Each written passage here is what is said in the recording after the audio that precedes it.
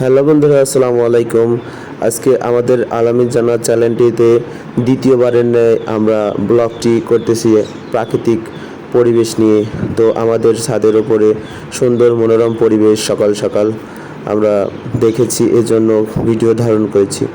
যদি আপনাদের ভালো লাগে অবশ্যই লাইক কমেন্ট শেয়ার করবেন এই ধরনের ভিডিও পেতে। আশা করি আপনাদের অনেক ভালো লাগবে। আমাদের ছাদের ওপরে যে গাছগুলো আমরা তুলে দিয়েছি, এটা হচ্ছে কদুর গাছ বলে, অনেকে লাউ গাছ বলে। তো এখান থেকে আমরা বাইরের প্রকৃতিটা দেখানোর চেষ্টা করছি। আসলে মনোমুগ্ধকর পরিবেশ। তো আমাদের এই পেজটি নতুন, যেহেতু আপনারা আমাদের এই পেজটিকে শেয়ার করবেন, লাইক করবেন, সাবস্ক্রাইব করে আমাদের পাশে থাকবেন। আসলে আপনারা সাপোর্ট না করলে আমাদের এই চ্যানেলটি তো প্রতিষ্ঠিত হবে না।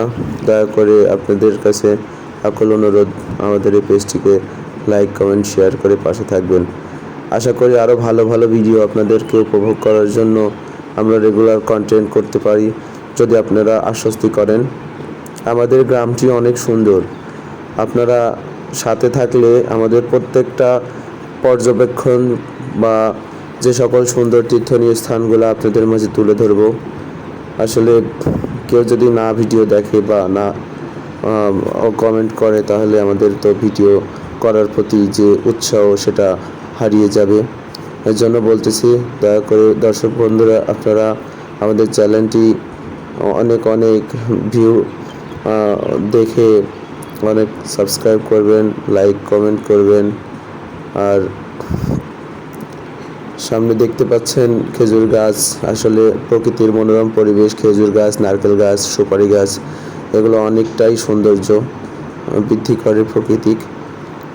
আমাদের বাড়ির আশেপাশে এই ধরনের গাছগুলো আছে, যেটা সৌন্দর্য বৃদ্ধি করার জন্য আমরা প্রসেসিং করেছি। এটা আমাদের এখানে মাঠ, এই মাঠে ফসলাদি আবাদ করা হয়। তো মৌসুমের শেষে ফসল কেটে নিয়ে কৃষক বাড়িতে চলে গেছে নতুন করে ফসল তৈরি করার জন্য। মাঠ প্রসেসিং করার কার্যক্রম চলতেছে।